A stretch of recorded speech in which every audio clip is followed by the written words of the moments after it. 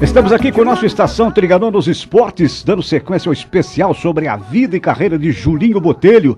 Temos mais um convidado para falar sobre a carreira do Flecha Dourada. Boa noite, Fábio Augusto. Quem é o nosso convidado hoje, Fabinho? Fala, Vandeco. Boa noite a você, a todos deste Estação Trianon dos Esportes. Como você disse, dando sequência a esse especial sobre o Julinho Botelho, convidado de hoje, Pedro Luiz Boscato, que além de historiador, um profundo conhecedor do futebol brasileiro, mais que isso, amigo de infância do Juninho. Pedro Luiz, boa noite, tudo bem? Tudo bem, e você? Tudo em ordem, um prazer receber o senhor nessa Estação Trianon dos Esportes. É prazer todo meu. Fazendo um especial sobre o Julinho Botelho, ontem entrevistamos o Zito, ex-jogador do Santos, da seleção. E ele falou que aquela história do Julinho ter recusado o convite para a Copa de 58 não existiu. O que o senhor sabe dessa história? Olha, o Julinho existiu sim. O Julinho foi convocado para participar da Copa de 58. Inclusive o Milton Neves cobra da CBF, CBD na época, esse é o atual CBF, esse telegrama que ele queria pôr no site. O Julinho recusou a convocação. Ele não achou justo, estando fora do país, tirar o lugar de um jogador que aqui estivesse. E sendo a Copa do Mundo o sonho de qualquer jogador, né? E outra coisa, foi participando de uma Copa do Mundo, a de 54, onde ele foi eleito o melhor ponta do mundo, que ele ganhou um fabuloso contrato com a Fiorentina. Então ele não achou justo aceitar a convocação, ele renunciou. E aliás, depois de chegar na Copa de 62, não foi só essa Copa que o Julinho renunciou, não. 62 também. Ele sentiu a contusão no último treino, e muito embora o Aimoré Moreira, técnico de selecionado, quisesse a todo custo que ele fosse, o Aimoré dizia que ele era um ídolo e como tal animaria o grupo.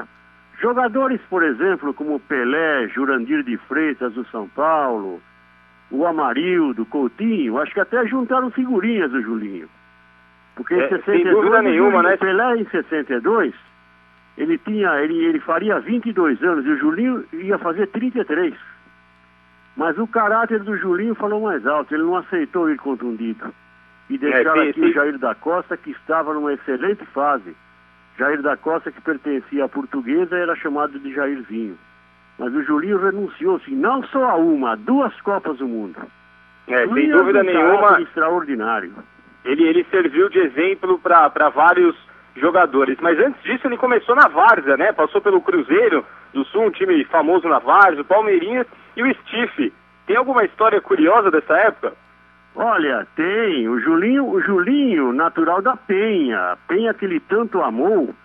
E pela Penha, saudades da Penha, que ele recusou, inclusive, proposta milionária da Fiorentina para continuar na Itália.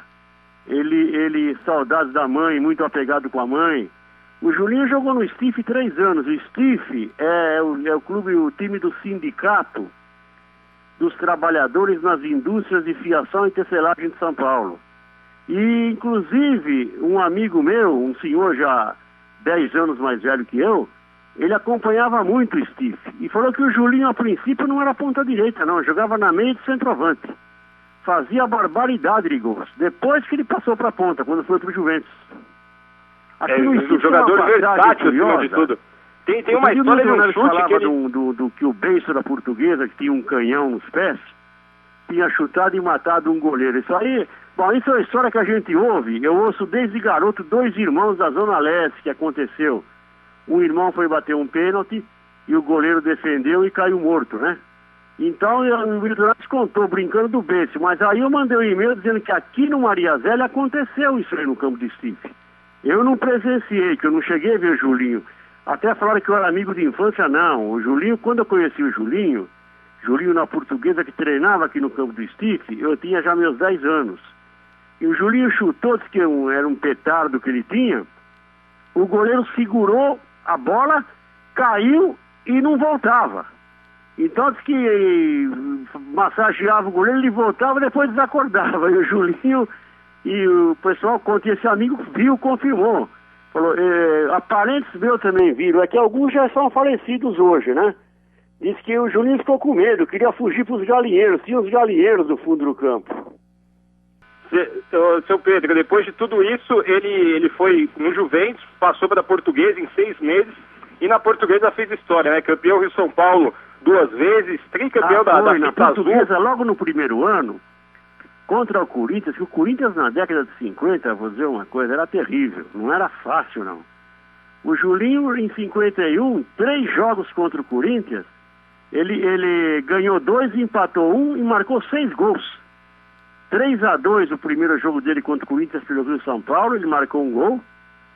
Depois teve um torneio, empatou 3-3, o Julinho fez o gol. E no Campeonato Paulista, no primeiro turno do Campeonato Paulista, 3-3 ele fez um gol.